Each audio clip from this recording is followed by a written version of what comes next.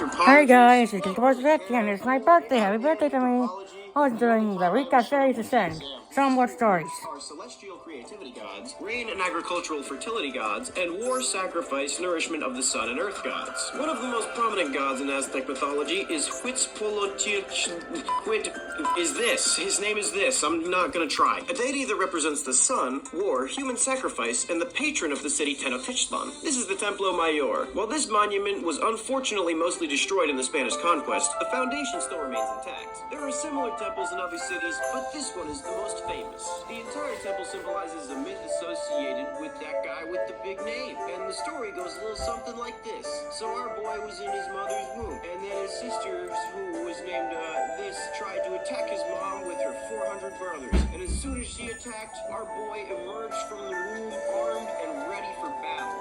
Jesus Christ, I don't need to know what your downstairs looks like after giving birth to a sword. He won the entire battle as a butt-naked, still placental-covered fetus, and then he decapitated his sister and threw her body off Serpent Mountain, where she broke into pieces at the bottom. Yeah, I guess they're just, really gifted and intelligent for their age. Your children are sociopaths. We know this because we found another big stone depicting that name decapitated and in pieces at the base of the temple. Seems unfair when Aztecs draw gory stuff that gets preserved as a historic artifact. But when I draw this in elementary school, I have to go to the counselor. This stone, along with a lot of other danger noodle imagery at the temple, is thought to be the connection to that story. Now with that, it's time for what the more perverse section of my audience was waiting for. Human sacrifice. The Aztecs sacrificed both humans and animals. Some form of sacrifice was a daily occurrence for the Aztecs. Aztec people spilled more of their own vein juice than a die-hard fan of My Chemical Romance. Larger sacrifices that took lives were practiced around once a month or so.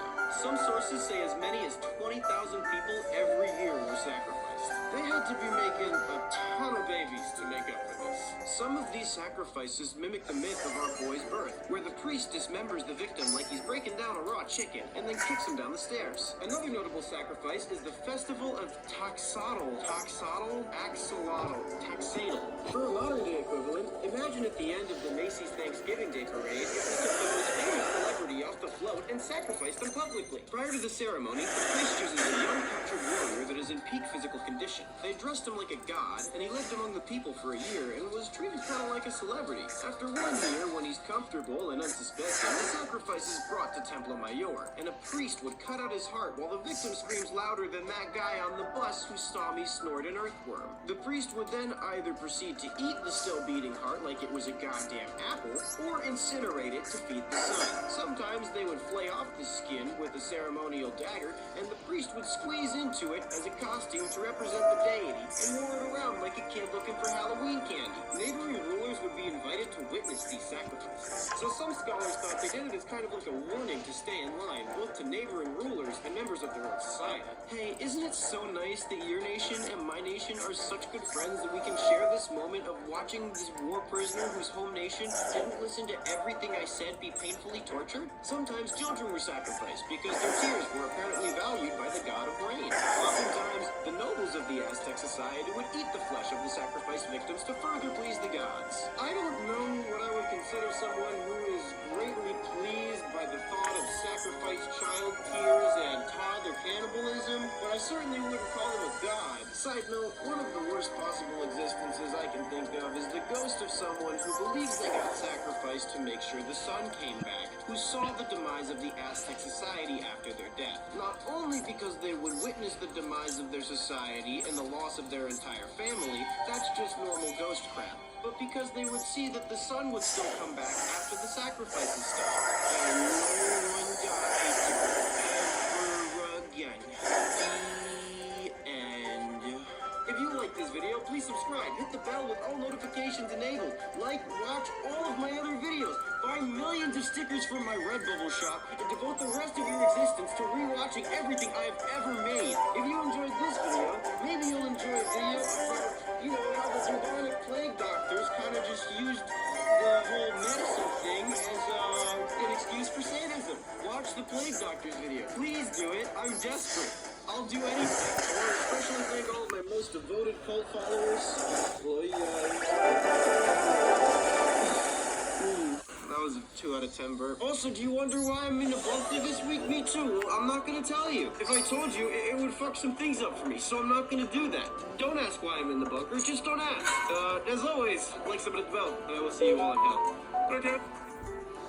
It's hard to believe Mint's new family plan is just $15 a month per person. So I've asked my wife and From great practitioners. Petrofax, he was in class one day, and was the teacher. And Petrofax, he was sent to a man named Hamas to learn of something called an air burial. An air burial is when a dead body is dismembered or eaten by raptors or scavengers. So Petrofax goes to see Hamas, who is conducting an air burial by dismembering and eviscerating his client up on a mountain. And then they all sat by as the local birds flew down and pecked away at the remains. Petrofax, while with Hamas and his crew, sat for dinner with them one night, and they all shared stories. So now we're going to have some stories within the story. So one of the men by the campfire there is named Mig, and Mig told a story of a town where they executed criminals by hanging. But the town had no regular hangman, so the town would offer the position of hangman to one of the criminals that was to be hanged soon. The criminal, if they accepted the job, could live out their life as long as they performed their hangman duties. But the stipulation was, before their natural death was going to occur, maybe from old age or whatnot, their sentence of hanging was to be carried out. So one man who was offered this deal was named Billy Scott. Billy had been charged with digging up graves of the recently dead. Well, he took on the hangman job and he performed his hangman duties for a while. He was perhaps the best hangman the town ever had. And one day, later on in his life, he fell very ill, and it seemed like his natural death would be coming soon. So he had to be hanged, as per the stipulation. When the authorities in the town came to his family's home to take him in for his hanging, his family used a rope to help him stand up and make it look like he was well enough to continue his job. So the authorities left him be for now. But that night, he died in his own bed of natural causes. That is the end of this tale within the tale. Another man named Squirrel, he has a tale of his own.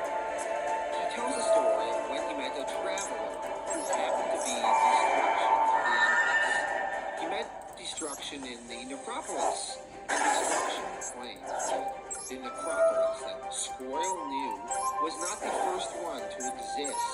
The old Necropolis city had lost its respect for the dead. One day, 6 strangers appeared there and complained of their dead sister. The 6 strangers are the Endless, and the dead sister they are referring to is the original incarnation of despair. All the Endless were appalled by the lack of respect for the dead occurring there in the city of Necropolis. So Destiny revoked their charter, and the Endless brought about the destruction